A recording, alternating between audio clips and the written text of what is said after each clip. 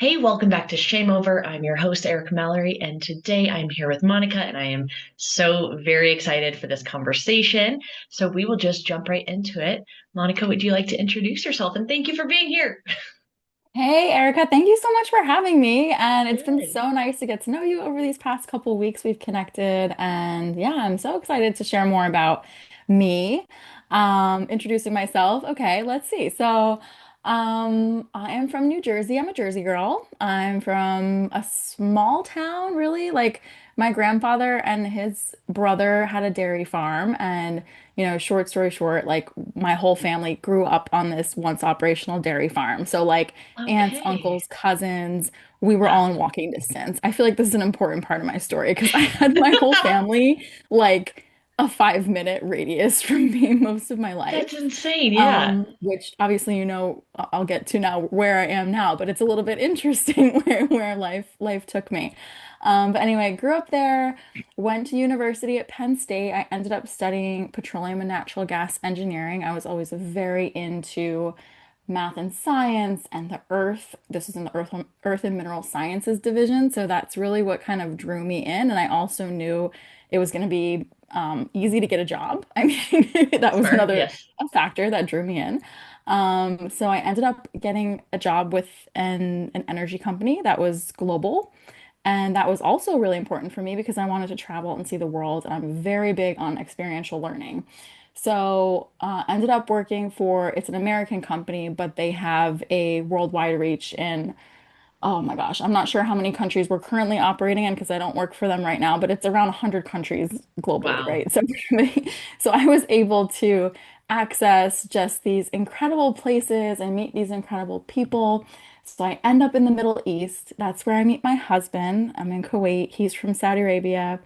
We end up traveling around the world, working pretty much on four out of the seven continents. And then I end up Together? in, yeah, for most of it, we're together. We're like on and off, like Yeah. we had a dual career, what they call in the company. Okay. So, we had these opportunities to work together, and then also sometimes we were had some couple months apart, and yeah, it is what it is. Sometimes it doesn't always work out exactly how you want it, but Totally. Yeah. most of the time we were together, which was nice. And we ended up in West Africa in Angola for 5 years, and then we ended up in Norway. Um, and so that's where I am now. I don't have any family here. I'm not Norwegian, but I ended up having my kids here, and I'm a mother now to two beautiful kids that are almost 3 and 5. And we just have this really beautifully blended family here. And motherhood really just, I mean, I'm sure we're going to get into this more, like really just kind of shifted things for me. I had some other Mm. things happen along the corporate path that really shifted for me. And I'm an entrepreneur now. So I've started my own business about 4-ish years ago. And yeah, I've left corporate behind and I'm now writing my own rules every day. So That that's kind is of the amazing. gist of me a little bit. Did you always kind of have a feeling entrepreneurship was for you, or was it kind of just it just birthed itself just based on life experiences? I think now that I'm more aware of like I've done some work with like human design, like Mhm. astrology, I'm very into like kind of understanding my energy type and more about like Mhm. how I'm meant to show up in the world, and I'm a manifester. So it makes complete sense that I've created a business. I always wanted to be the leader. I've always had a really hard time falling in line. So even in Mhm. my corporate life, I was always the one who was managing big teams and like I needed to have that creative outlet in the engineering space or I would feel like so uncomfortable. So it makes a lot of sense now. So it makes sense that I would end up being an entrepreneur because a lot of manifestors end up in that space. Totally.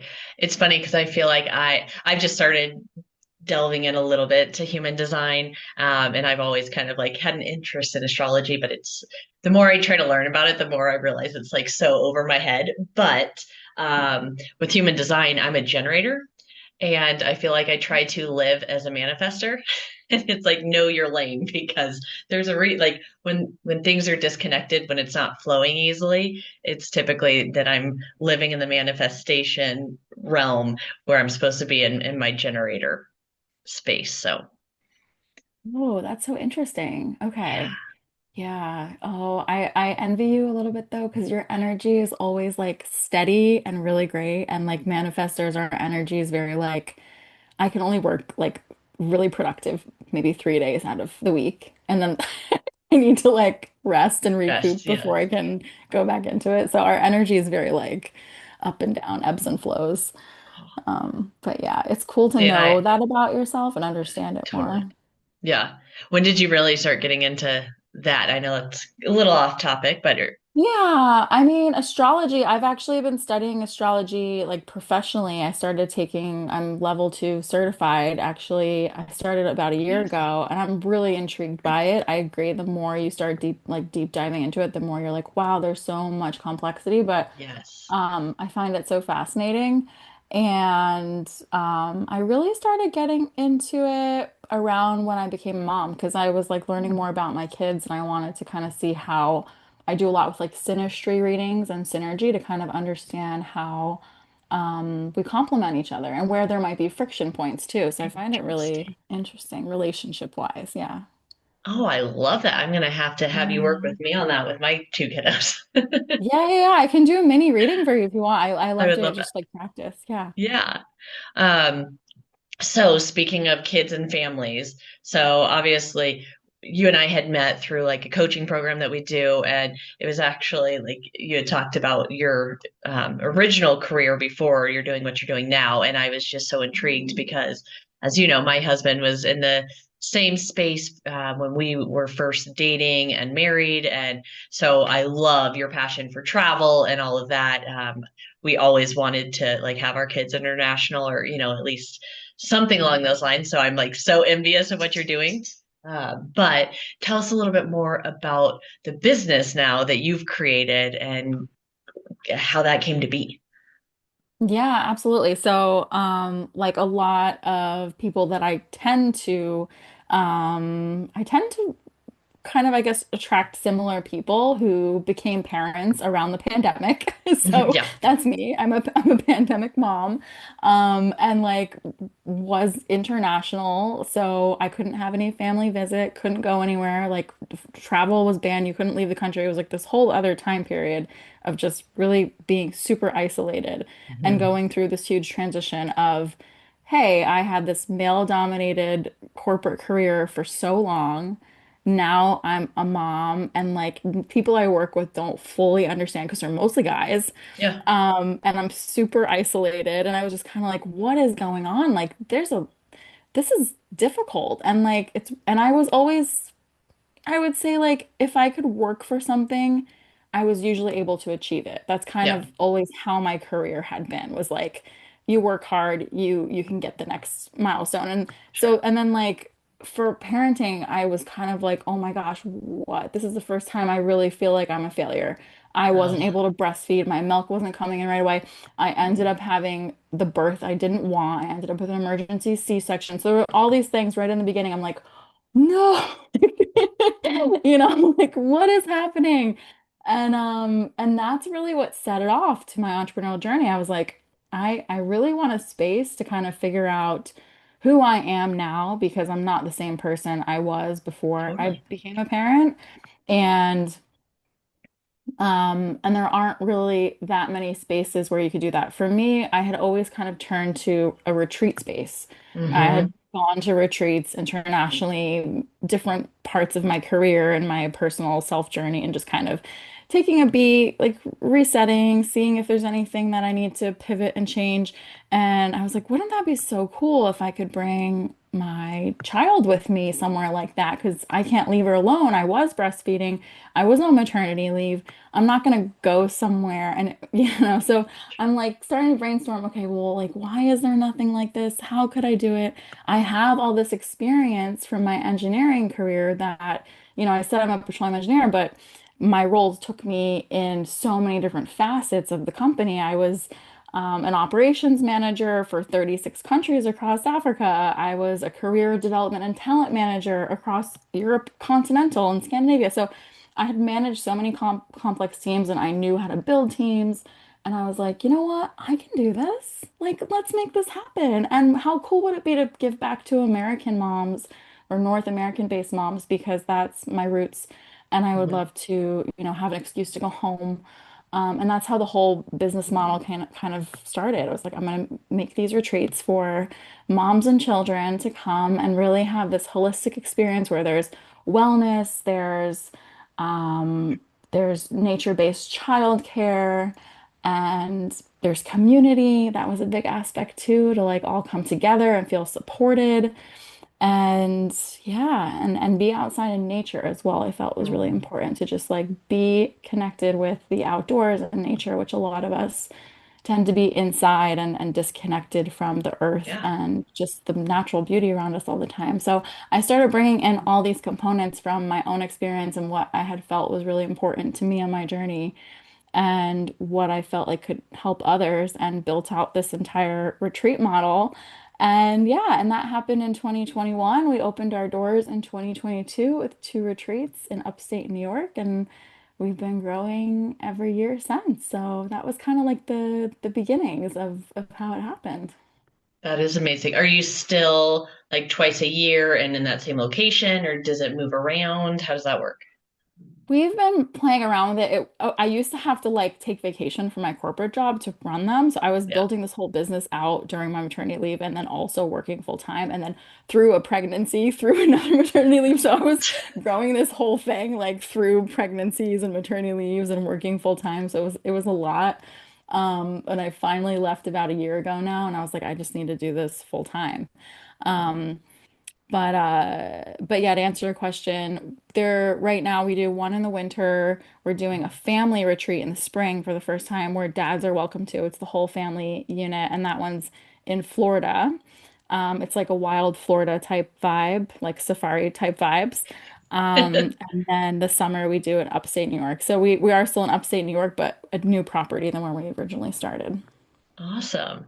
Well, and it's just such an interesting idea because for me, like when I think of retreats, and granted, yes, we had done them before having kids, but now especially having two young kids, I'm like, the last thing I want to do is go like take, my time and do a retreat with my kids. But then looking at your website and obviously knowing you and delving into it more, like the whole growing together during that time. It's such a Mhm. beautiful thing because a lot of times we need that break, but it's not necessarily from them. It's for us to connect with ourselves, which your space provides that, but also allows you guys to do it together and to have this like almost like healing journey or rejuvenating journey, whatever you want to call it, as a family as a whole. So it's not just like, okay, you come back and then you're back to your life and you're like, oh, why did I even leave?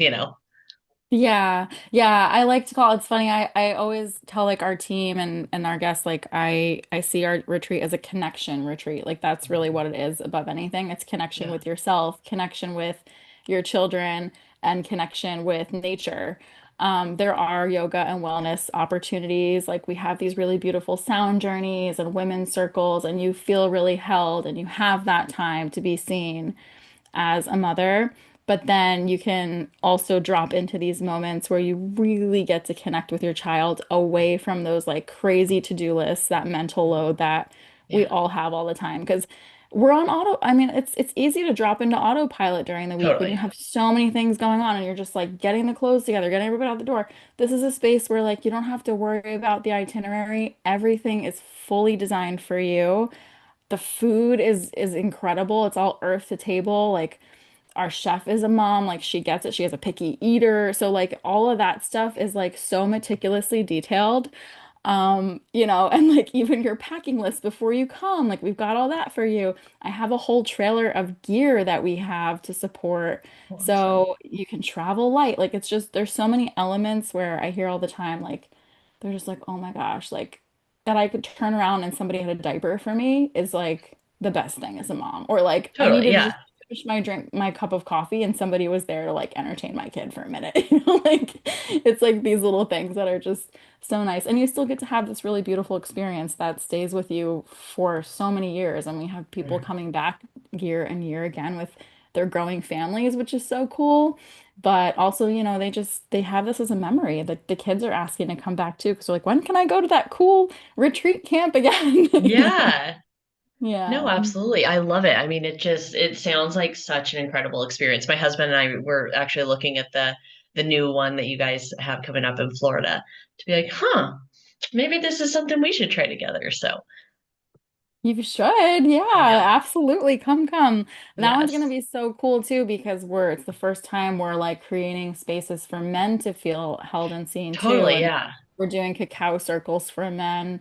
We're doing some movement for men. We're doing cold plunge. So like some things for them to like have like an easy entry to a couple opportunities for them Mm. to really have a space to share and feel comfortable doing that. Which, a lot of fathers really don't get that opportunity. Well, what was so interesting was when I was looking at it, I'm like, I literally texted to him, I'm like, this is like my dream family vacation. And he looked at me, he's like, what? Like, huh? And he's like, I think I had said like, but I don't think you would have any interest in it because, he's not like a spiritual type person. He's Hmm. just, whatever. He's just very even keel no matter what's going on. And he's like, okay, this sounds more up my alley than your alley. Like, what are you talking about? So I'm like, wait, you would be interested in this? So yeah, it was definitely very interesting, like hearing the conversation where like here I am thinking he would have no interest in it because, it has more of a, I guess, spiritual side to it, at least in my opinion. And he's just thinking like, I think because it's like so outdoors based and like Yeah, experiencing, yeah. Earth, he's like, you don't even like to camp. Like, what are you talking about? I love Um, that. Yeah. And the cool thing about like the team that I bring together, it's not like I'm the facilitator. I have this whole team and everybody drops in and brings their own pieces, right? So we have some more like woo facilitators. We have some more just like high vibe energy people who like to hype mhm, everyone up.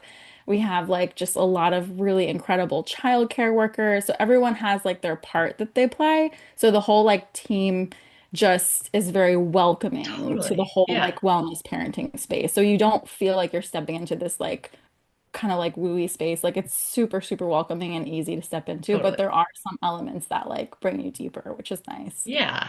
Well, and it's easy to be able to do that in the way that you've done it. Like it's so inviting and unintimidating. Yeah, exactly. Yeah. Yeah. So talking about like, I know drinking journeys is something that I guess why you're here in a sense as far as like why I even have my podcast. But so if you're open to it, let's talk about kind of yours and I know where you're at, but if you want to share a little bit more about what that looks like for you and kind of how you got to where you are. Yeah, absolutely. I'm happy to do that. Um, so drinking journey. Um, I mean, I can talk a little bit about where I was, like growing up, high school, college years was a big partier. Like Uh-huh. that. You can tell I'm a very like social person. Like I like to bring people together. I like to be around people. A Gemini sun for any astrology people out there. Like I like to just communicate, be around people, be, a bit buzzy. And yeah, I went to a huge party school in college, and so that was my Me vibe. But too. then decided to, hop on a plane and head to Kuwait, which is a dry country, when I was in my mid 20s. So I'm like, okay, this is different. This is a little taste of being alcohol free. I was working so much at that time as well that I didn't really have the space to drink. So if we Okay. wanted to drink, we had to get on a plane and go to Dubai for the weekend or something, right? So we That had to is go somewhere else nuts. to drink. Yeah. But the energy industry, the oil and gas industry, they like to party, they Yeah. like to let off steam. So that followed me throughout my career for a while. Um, but I was feeling more and more towards my move from Africa to Norway. In general, there were things that were starting to align with me that just like didn't feel too right anymore. And one Mm. of them was drinking. I was starting to get a little bit older. I'm in my like early 30s. the hangover starts to get a little bit like more extreme. Like Oh I could yeah. just have a glass or two of wine and like wake up the next day like feeling pretty crappy. And I was also dealing with anxiety a lot. So anxiety was heightened when I drank. And I just started noticing these things and I'm like, man, I don't know if this is worth it. Then we're starting to get pregnant. We had a miscarriage, and then we had a pretty long journey to get pregnant again. It was almost 2 years. Oh And well. I decided during that time, I was like, I'm just gonna stop drinking. And this was in July of 2019. We went on what was supposed to be our baby moon, but we weren't pregnant at the time. We just went anyway. We went to Yeah. Greece. That was the last time I had a drink. And then I was like, you know what? I'm just gonna wait. And I got pregnant a couple months later. Um, and then I just kind of just was feeling good without it. Like I felt Yeah. so great when it wasn't in my life anymore. I just felt like things were sharper. I just felt like my brain was a lot sharper. I had a lot more clarity. I wasn't waking up with regrets. Like sometimes I would say things I didn't want to when I was drinking or do things, like everybody has those moments or those regretful Totally. moments. Like I didn't have that anymore because I had the clarity. I'm still Hmm. gonna have heated moments from here and there, like even being sober, but it doesn't happen as much. Like you have a lot more clarity on what you're doing, what you're saying. And I was still having a great time. I would still go out to nightclubs and just like have a tonic and lime or like go to a work event and have a tonic and lime. Nobody knew they thought I was Totally. drinking gin. Like nobody knew what I was drinking, Yeah. So that's kind of where I was, and I just haven't really felt the need to pick it back up. I don't know if I'm like scared to. I think at this point I'm kind of like I probably could and it's fine, but I'm also like, do I want to introduce that back into my body? Totally. And is there really a need for it? So I'm just living this life of sobriety. Like not that I ever had a problem, but I just felt like it wasn't really adding any value to my life anymore. Which I So, feel like a lot of people are starting to realize, like it's not the role it once played, it's not sufficing that anymore. It's just like, well, it used to be fun for this or needed for this, and it's just like, is it serving that purpose? No, not any longer. One thing that you had mentioned was, what was the word that you used? Letting off steam.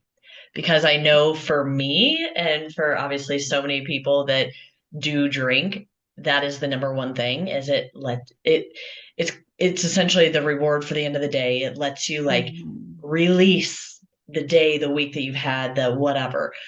So what have you found that has helped you now being, sober for what, 5, 6 years? So Mhm. you've had to release a lot of steam over that time period. What has helped you do so without alcohol being a part of it? Oh, that is such a good question and one I don't know if I've fully thought of before. Yeah. Yeah, like studying in university and having a really tough work week, that was always like my escape. Hmm. Where now, having kids on the weekends, you also don't really ever get to escape. They're always Exactly. there.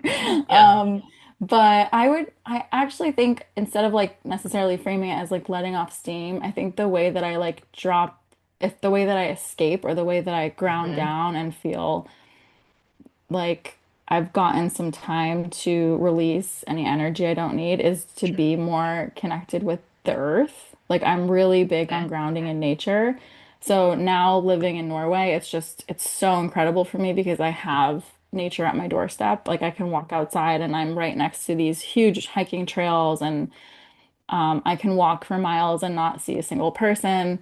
So Oh, wow. that's what's really been huge for me is I will just walk outside barefoot and or sit, in the morning and have a little picnic outside with my kids on the weekend if I can't be by myself.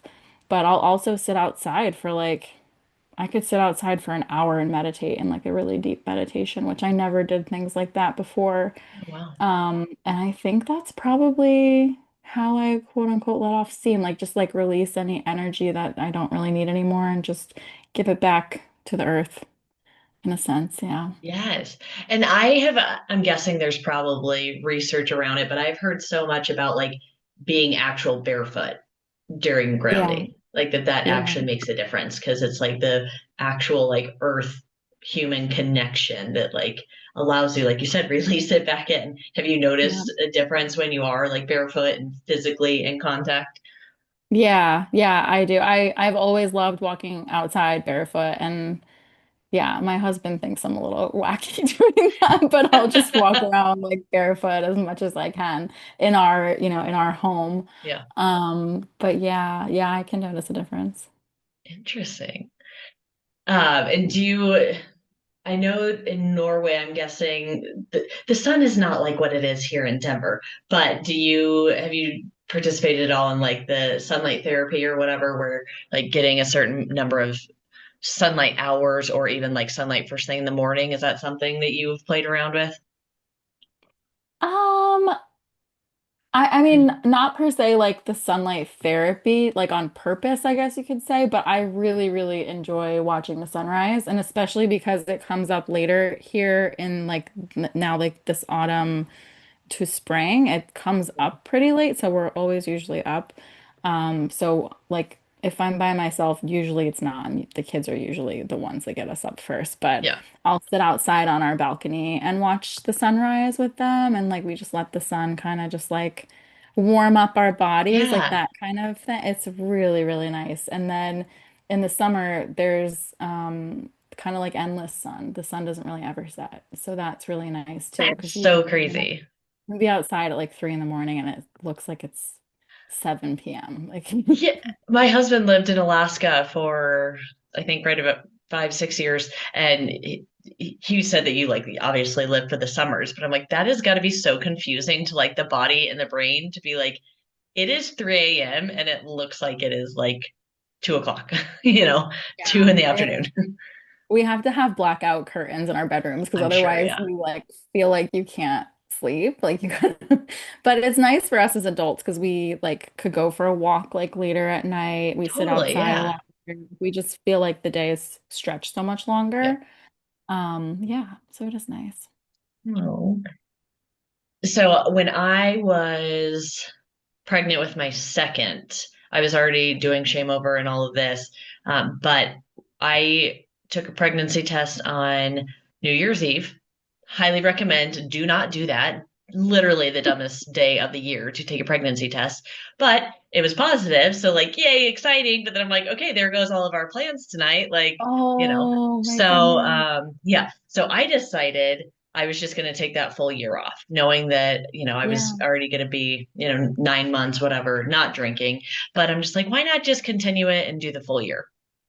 And the reason why I bring this up is I know that like the story that you shared, if I could like give this gift to anyone that is pregnant, it is to take that period of time off, like actually diving into the relationship with alcohol, because I feel like the dry periods that people do when they're not pregnant are not necessarily that successful. But Mhm. what I've definitely noticed is whether you're pregnant or not, when you are intentional with that dry period that you're taking, your success when you do, if you do, decide to go back to drinking is so much greater and just more successful because you're experiencing life during that time.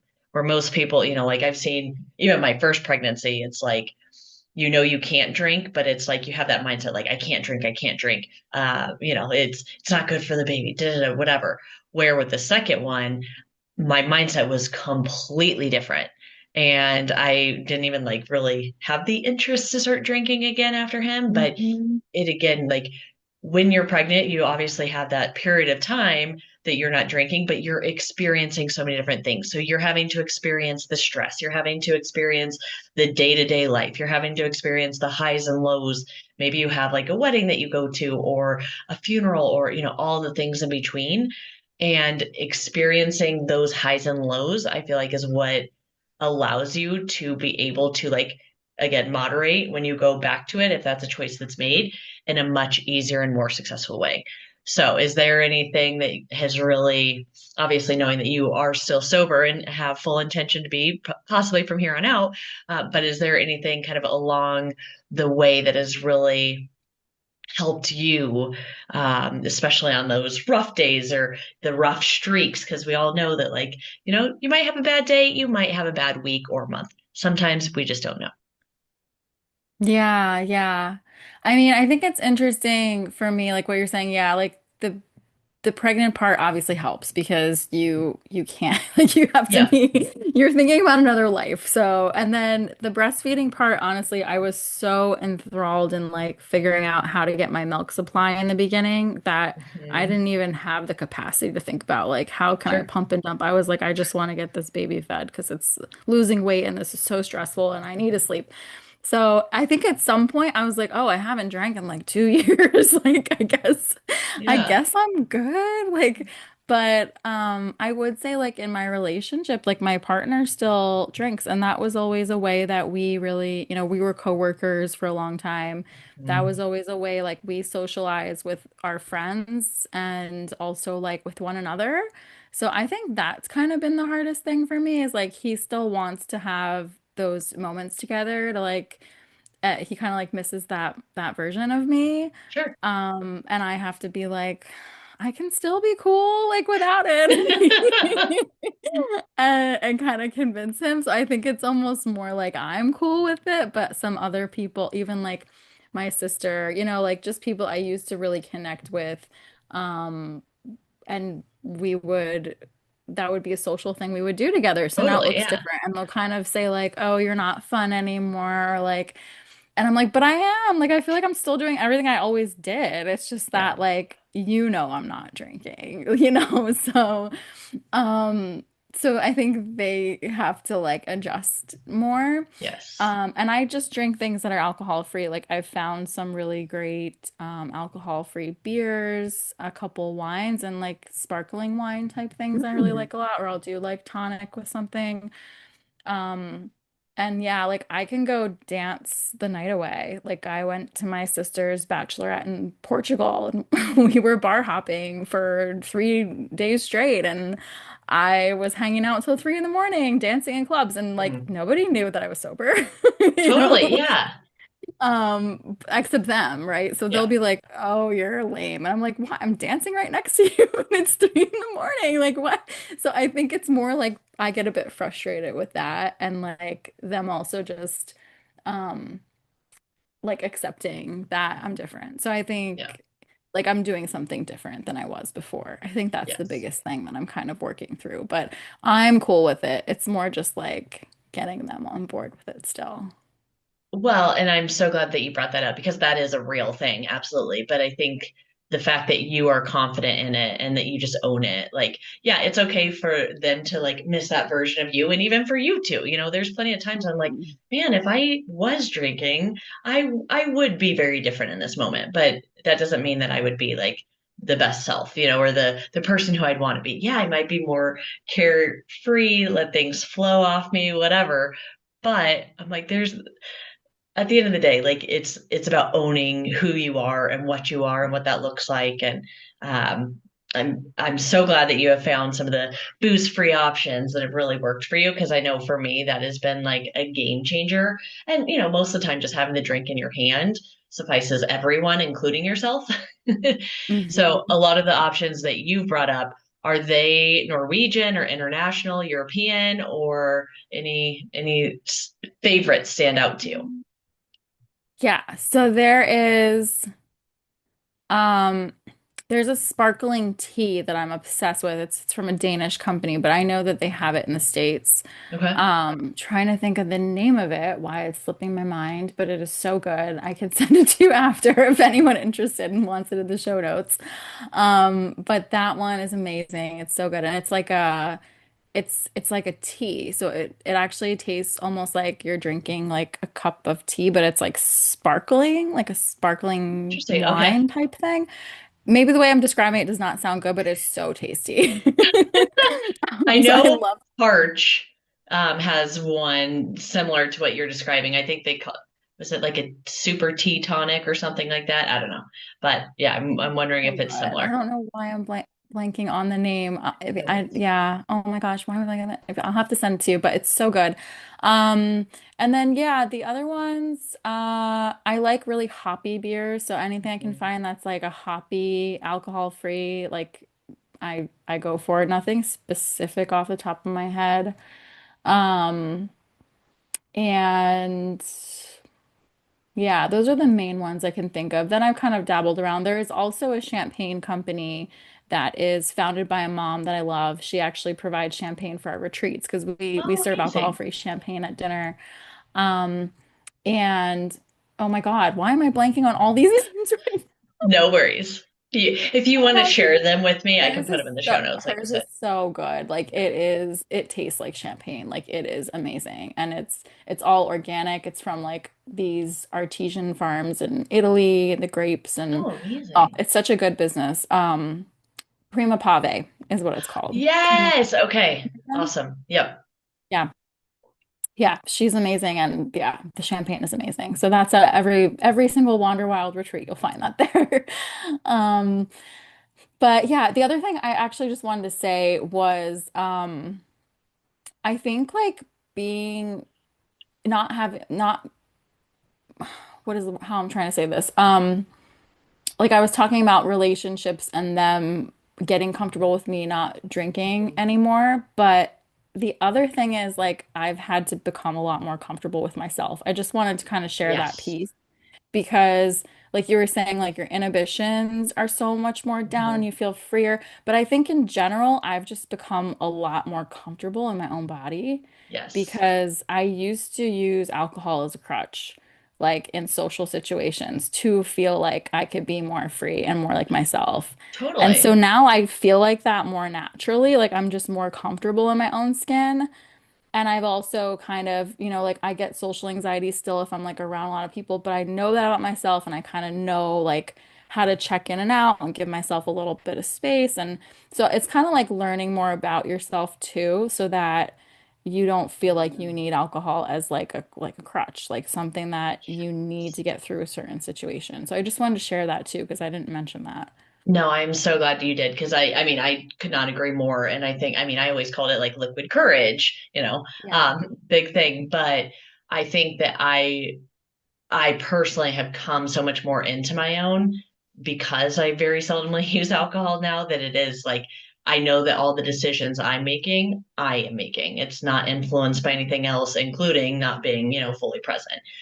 So I think that that has allowed me to get to know myself on so many different levels because there is no buffer there that is, kind of avoiding that. But it Yeah. takes time and it takes getting uncomfortable and a lot of grace as well and, accepting who you are. Yeah. Awesome. Well, I want to be conscious of time. Is there anything else that you wanted to share or that I was not able to ask about before we say goodbye? I think if I can just share a little bit about how we connected recently and Yes, how we're of collaborating. Is course. that cool? Yes. Because we talked about the retreats, but I have brought the retreats to the digital space when I left corporate a year ago, and I had a lot more space to, yeah, think about the business model and think about how we could reach more families, parents, moms. So we have a digital community now called Wanderwild for the modern mother and a podcast. And how we connected is that I'm hosting audio events, kind of like a virtual audio event, twice a year. And right now we're doing one for the holiday season, all about intentional living. So I'm really excited to have Erica as one of our speakers, and that's how we connected. And so yeah, we're coming together with almost 50 speakers to talk about how to move through the holiday season and really make it feel more joyful, more present.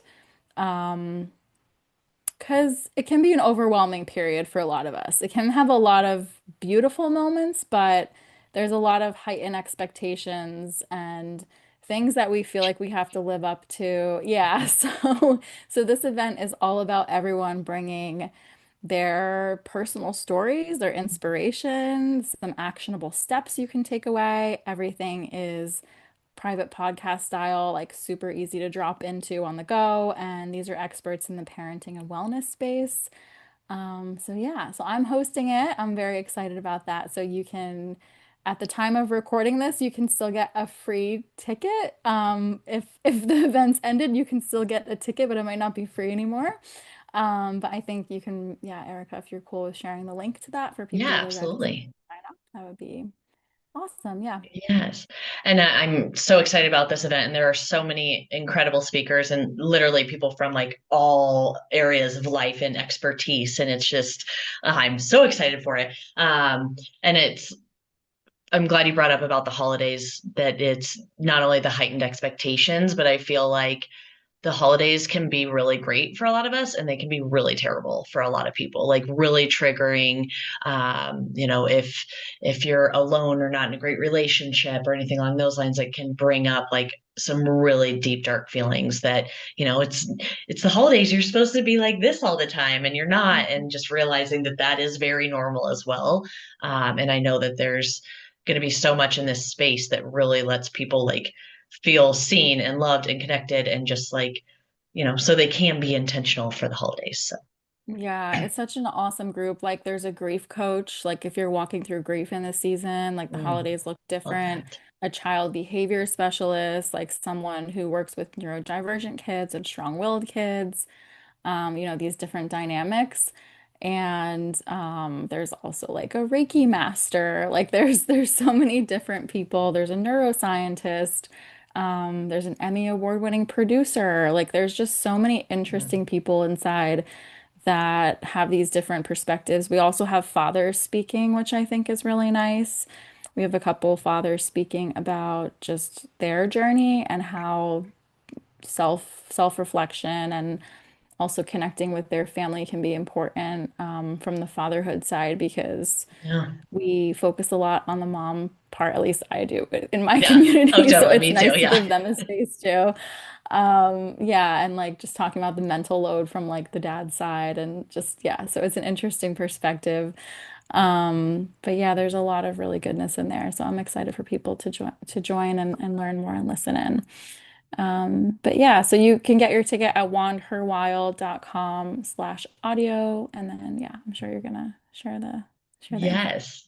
Yeah, I will definitely put that in the show notes. How can people find you? What's the best way to learn more about you or connect or anything along those lines? Yeah, so you can head to our website, wanderwildfamilyretreats.com is a great place to start. That's my baby. That's my my retreats for moms and kids and families. And then I also have a podcast, the Wand Her Wild podcast on Apple, Spotify, YouTube, wherever you get your podcasts. I'm also on socials and LinkedIn and stuff. So, but you'll find all that if you head to the website. So, yeah. Awesome. Well, thank you so much. Thanks for being here. And hopefully everyone heads over to sign up for the intentional living because I know it'll be incredible. So thank you for all you're doing. And I'm so glad you were here. Thank you for having me.